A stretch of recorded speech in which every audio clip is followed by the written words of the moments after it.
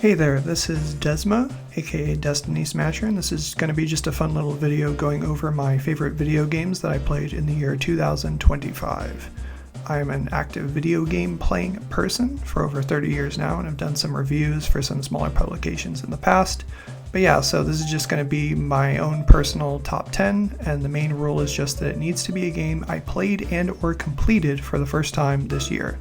So let's get to it. We're going to start off with just some quick fire runners up because there were just too many good games this year. Ghost of Tsushima, 1000 Times Resist, Fear the Spotlight, Elden Ring Night Rain, Split Fiction, Absolem, Ace Attorney Dual Destinies, Another Crab's Treasure, Monster Hunter Wilds, Mario Kart World.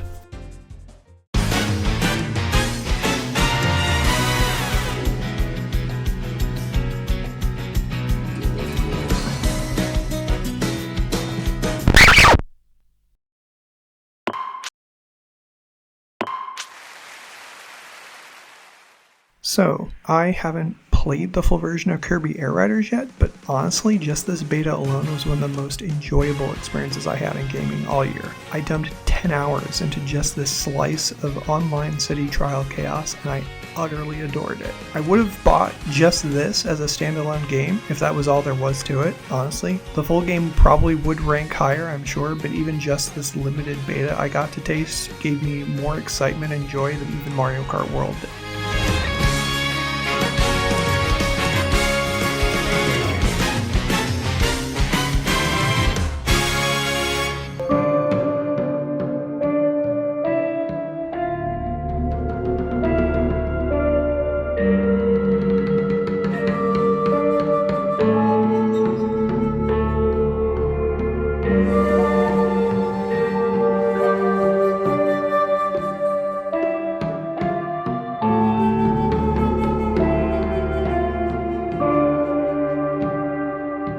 The 1960s Japan setting, the flesh flower aesthetic, and the adherence to the core of what I find compelling about the premise of Silent Hill all contributed to an experience that will stick with me. Hinako's story here may require knowledge of multiple endings to grasp properly, and I will admit I don't think the gameplay quite carries multiple playthroughs worth of enjoyment to get most players that far. But for the atmosphere and the narrative alone, this was one of my faves this year.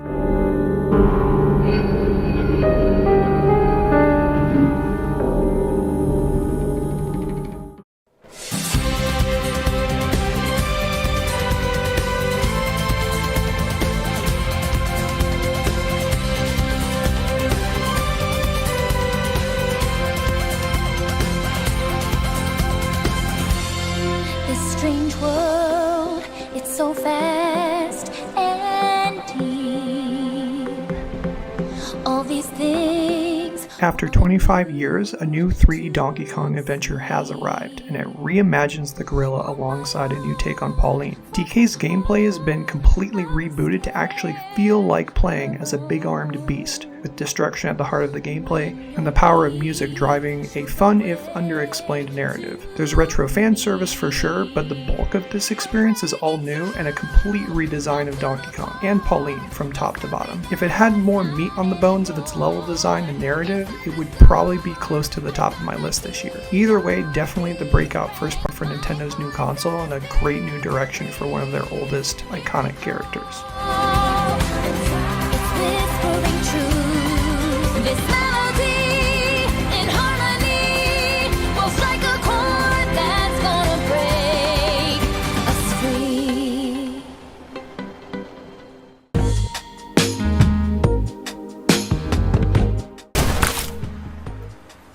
No, I didn't order that. I ordered three tacos. Triple crunch tacos, yeah, you muttered it 50 times. Just eat that. It's the same shit anyway. Literally everything at this place is just a remix of the same 5 ingredients. Hot sauce? You drunk or concussed? I'd go with both. Or do some friendly fire.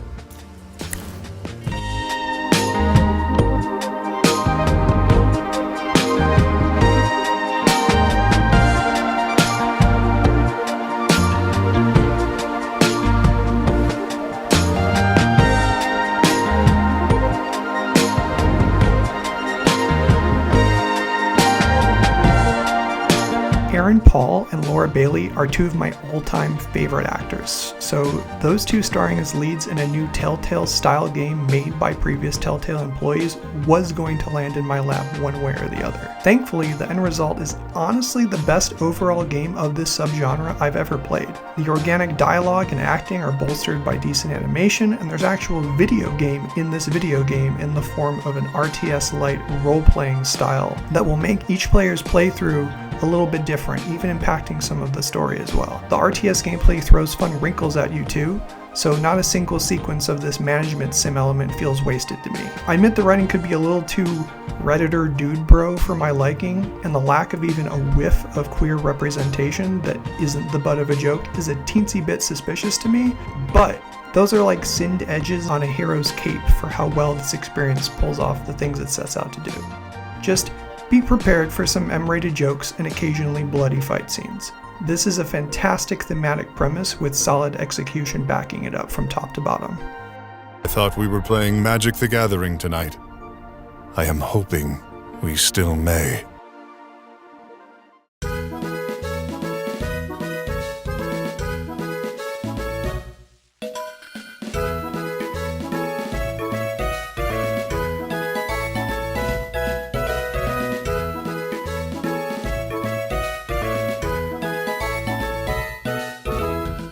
No, you're not seeing things. This is Pokemon, but it's also Super Mario. A fan game ROM hack of Pokemon Emerald, Super Mario Mon isn't just a reskin, it's actually this entirely original Pokemon type game set in its own self-contained region with its own self-contained decks of creatures to capture and battle. I also played through Pokemon Black and White 2 for the first time this year, and honestly I enjoyed both that and this about the same amount, up there amongst the most fun traditional Pokemon experiences I've ever had. But Super Mario Mon kept hitting me with neat little twists and wrinkles to the gameplay, game design tuned for an experienced player, and presentation to back up its buck-wild premise. I do wish it had leaned more into the actual RPG side of the Mario universe with its various creatures and characters, but even so, I still completed the decks, something I haven't bothered doing since Gen 2 back on the Game Boy. Super Mario Mon isn't just one of the best fan games I've ever played, it's probably in my top 3 best mainline style Pokemon games I've ever played.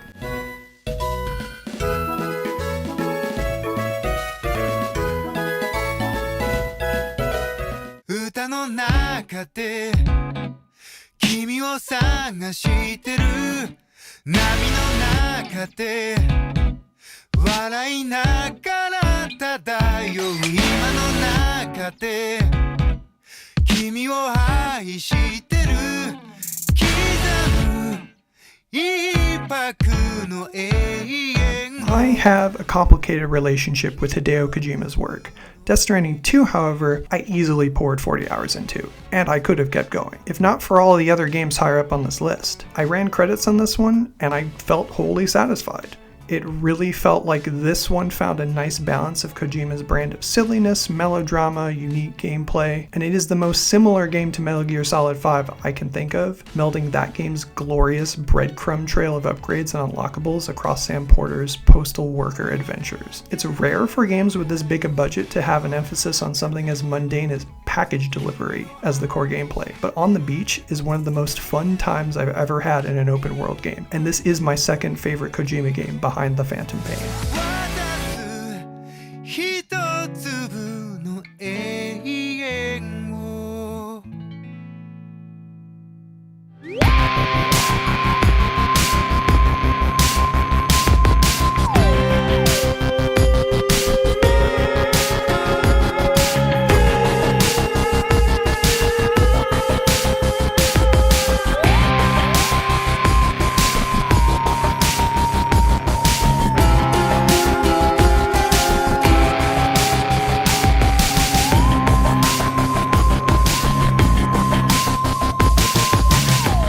Supergiant Games is one of my top favorite game development teams in the business at this point, with Hades 1 being a culmination of all of their previous work. Hades 2 then is the safest follow-up game they could have made, but also absolutely their most refined and content-rich game. Every feature from the original game is here, expanded upon, or polished in some way or another. The gameplay manages to maintain the formula of the first game while feeling pretty damn different in practice, given Princess Melinoe's almost entirely new arsenal of weapons and abilities. It is probably the best game of this particular isometric action genre I have played at time of writing, and I still haven't quite rolled credits on it. Death to Kronos.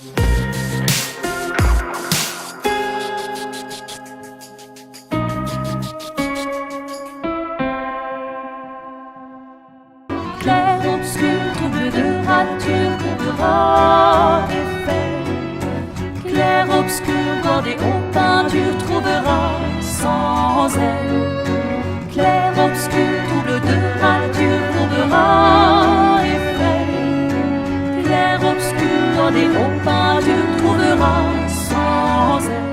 I still remember the PlayStation Presents when this game got unveiled. Nobody knew what it was, and very few cared at the time, myself included. At most, it got some mutterings of, yeah, that seems kind of interesting. And here we are, months and months later, and it's sweeping awards, and for good reason. Expedition 33 is the result of a sort of AA team getting independence to make the game they want to, within the means they can, making a lot of smart choices along the way to have maximum impact with the resources that they have. The game is by all accounts sort of a mishmash of Unreal asset flips, but it has been brought together in such a way that it feels deliberate rather than haphazard or random. This is a classic PS1 era style JRPG with French aesthetic, brought to life with modern tech and quality of life choices, fleshed out with open-ended mechanics that encourage experimentation and mastery, woven around a compelling fantasy narrative, all glued together with incredible motion capture and vocal performances. This is easily in the top 5 best RPGs I've ever played, and it might just have the best executed storytelling in any RPG that I've experienced.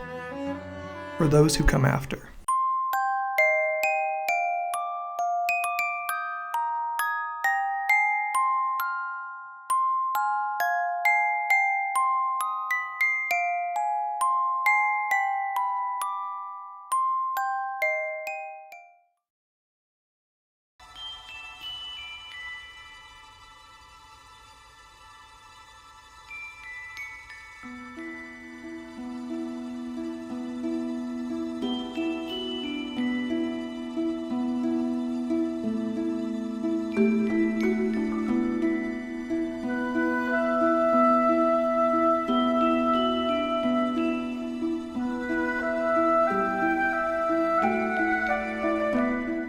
Honestly, it was a real toss-up whether this was going to be my number 1 or number 2 spot. Even now, it's such a razor-thin line of difference. Let me be clear, I think Silksong is the singular best Metroidvania game to have been made to date, but it is also just one of the best video games in general I think I've ever played. This game is the result of a small, independent team at work for like 7 years, avoiding social media, avoiding expectations, and just locking the in and making the game they wanted to make. Protagonist Hornet is one of the most satisfying video game characters to control once you open her moveset up and get used to things, and the simple act of navigating the world becomes a pursuit of a flow state parkour in what is some of the best feeling movement in any 2D game, in my opinion. I grew up on platformers in the 90s, and this is incredibly high up there on the feels pretty good scale. But it's not just a platformer, it's an action game too, and said action offers high variety from Hornet's various abilities to the dozens of boss fights and hundreds of enemy types to discover. There's variety,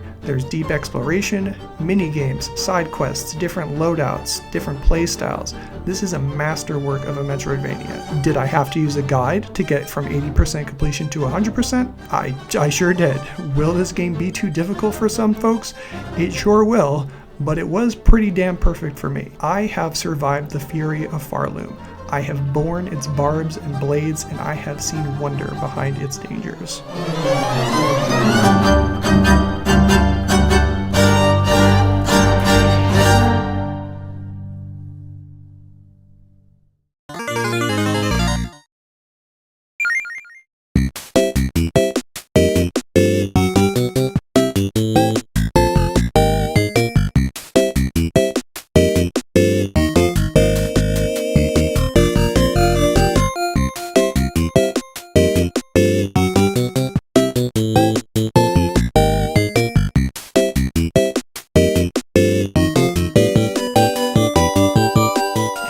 However, at the end of the line, my top pick for Game of the Year 2025, and it's likely not one many people will have even heard of, let alone choose as their favorite game in a year this stacked. And trust me, this is a battle of millimeters, not miles. I utterly adore a number of the games that I've played this year. But what the crazy developers at Mossmouth have accomplished here is simply too special to not earn my recognition. A singular experience in gaming that has never been achieved on this level of polish in one piece of software, and one I worry will never be achieved again in my lifetime. UFO 50 gave me a very specific, special sense of wonder that no other individual game ever has. It made me feel like I did as a child, wading through a banged up cardboard box of NES games, just trying out game after game, getting a feel for my new collection, uncovering unknown gems hidden beneath the dust of my uncle's hand-me-down box of cartridges. UFO 50 is more than just a collection of 50 8-bit style games. Those 50 games are thematically unified under the pretense of being published by a single fictional game studio between 1982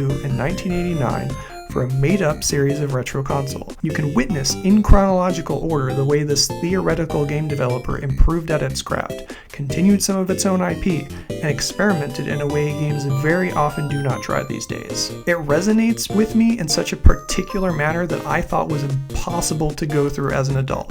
The magic, the wonder of just trying out a collection of video games and having no idea what kind of unexpected surprises lie in wait, begging to be explored in a fashion only the interactive medium of gaming can provide, uncovering new subgenres of games in a retroactive facing lens, learning to appreciate the art of 8-bit gaming in a way I haven't done in decades. This collection of original creations made me experience not just something refined, but something unexpected, incredibly varied, and altogether new through its wild world of 80s era discovery. It gave me feelings I thought were strictly in the rear view mirror on the road of life. It reminded me of why and how I fell in love with video games in the first place. That unforgettable experience is why UFO 50 is my personal top game of 2025.